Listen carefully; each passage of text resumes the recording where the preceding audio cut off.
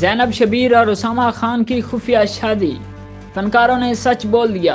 क्या ज़ैनब शबीर और उसामा खान खुफिया शादी कर चुके हैं?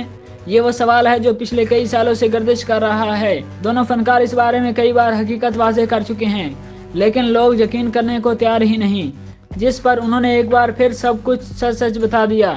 गुजरांवाला से ताल्लुक़ रखने वाले उसामा खान ने कैरियर का आगाज़ पीटीवी लाहौर सेंटर के ड्रामा सीरियल रस्में से किया था, जिसके कुछ अर्सा बाद वो कराची मुंतकिल हो गए, जहां उन्होंने तेज़ी से शोहरत हासिल की। ज़ैनब शबीर का ताल्लुक़ कराची से है, जिनका पहला ड्रामा माँ सदके था, जिससे इन्हें बहुत शोहरत मिली।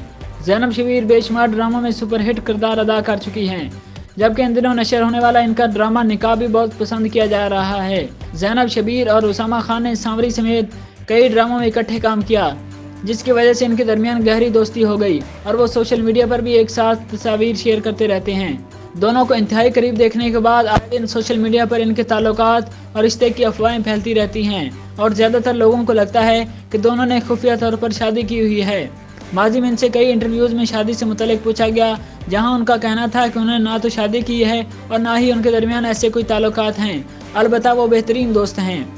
अब दोनों ने हाल ही में एक और शो में शिरकत की, जहां इनसे एक बार फिर शादी के बारे में सवाल किया गया, जिसमें उन्होंने वाज़ेह किया कि इनकी शादी नहीं हुई। इनका और ज़ैनब शबीर के दरमियान ऐसा कोई ताल्लुक़ नहीं।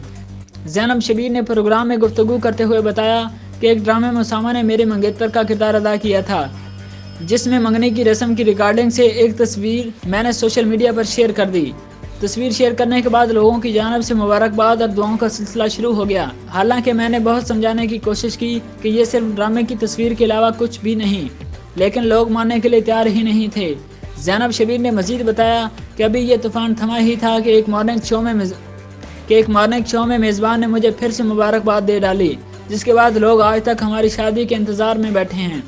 हम दोनों बार बार ये कह चुके हैं कि ऐसा कुछ नहीं है, लेकिन कोई भी मानने के लिए तैयार नहीं है।